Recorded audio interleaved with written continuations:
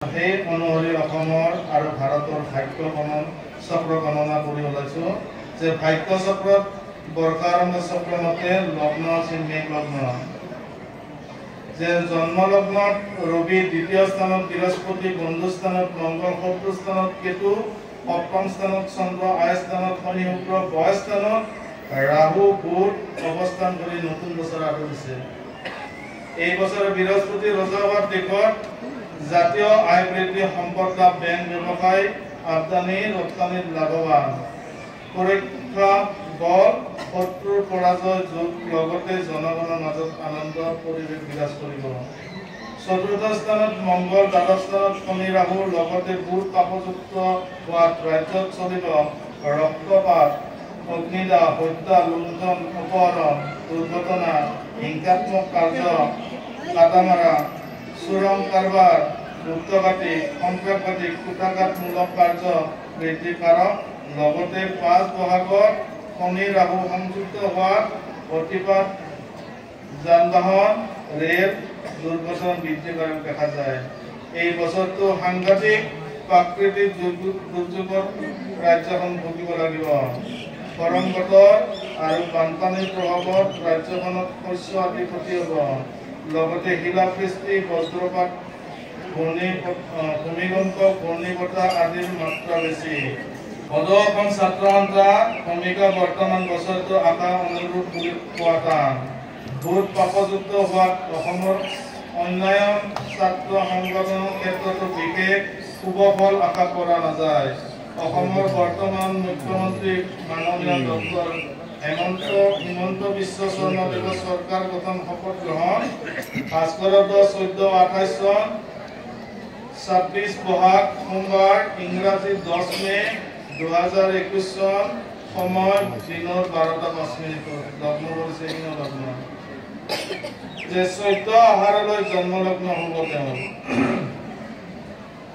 29 বহাগৰ পৰা 11 গুৰু অৱস্থান কৰাত বছৰটো কিছু শুভ থাকিব।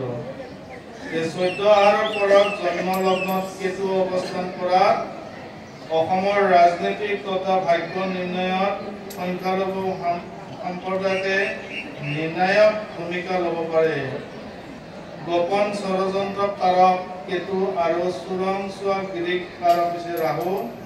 এই ৰাহুৱে ৰাজনীতিক আৰু ৰাজ্য শাসন আভ্যন্তৰত কুপ্ৰভাৱ পেলাব। লগতে শাসকদলৰ মাজত গোপন ষড়যন্ত্ৰ, চোৰাং গিৰিক কাৰক। সপ্তম স্থানত ৰাহু অৱস্থান কৰা সংখ্যালঘু সম্প্ৰদায়ৰ কোনো ব্যক্তিৰ বন্ধুৱে শত্ৰুতা কাৰকতা যোগ পৰিলক্ষিত হয়।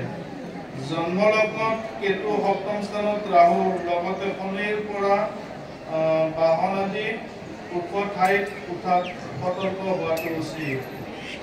লগতে কেতুৰ পৰা নিজৰ ভুলত মানসিক আৰু কৰ্মৰ ক্ষেত্ৰত অশুভ প্ৰভাৱ পেলাব। সাহিত্যিক, শিল্পী আৰু ৰাজনৈতিক ব্যক্তিৰ মৃত্যু। ভাৰত দেশৰ ৰাশি হ'ল মকৰ ৰাশি, বিশ্বৰ অন্যতম গণতান্ত্ৰিক দেশ ভাৰতৰ বছৰটো বেছিভাগ সময় প্ৰতিকূল অৱস্থাত থাকিব। পঞ্চম স্থানত গুৰু, দ্বিতীয় স্থানত শনি, তৃতীয় স্থানত ৰাহু, সপ্তম স্থানত মংগল, ভাগ্য স্থানত কেতু অৱস্থান কৰা মৌলবাদী শক্তি, জেহাদী শক্তি বৃদ্ধি পাব যদিও সন্ত্ৰাসবাদীৰ পৰাজয় হ'ব। মংগলৰ পৰা দিল্লীকে ধৰি বিভিন্ন ঠাইত আন্দোলন, প্ৰতিবাদ, মুগৰ কুটাঘাতমূলক কাৰ্য বৃদ্ধি, হত্যা, লুণ্ঠন, অপহৰণ, বিস্ফোৰণ, সাম্প্ৰদায়িক সংঘৰ্ষণ, অগ্নিদাহ, বিমান পথ, ৰেল দুৰ্ঘটনা বৃদ্ধি পাব আৰু জনগণৰ বিদ্ৰোহ ভাগ পাব। দুৰাৰোগ্য প্ৰাকৃতিক দুৰ্যোগত বানপানী, খৰাং, ভূমিকম্প, ঘূৰ্ণীবতাহ আদিৰ নানান অশুভ প্ৰভাৱত মংগল, ৰাহু, কেতু আৰু শনি সঞ্চাৰৰ বাবে পৰিলক্ষিত হয়। মংগলৰ প্ৰভাৱত ভাৰতৰ লগতে পাকিস্তানৰ যুদ্ধংদেহী মনোভাৱ কাৰকতা দেখা যায়। 1947 ভাস্কৰদ 1432 খ্ৰীষ্টাব্দ 2025-26 ৰূপায়ণ নিৰ্গুণ গুণাত্মা সমস্ত জগদ্ধাত মুহূৰ্তে পৰম ব্ৰহ্মই নমঃ।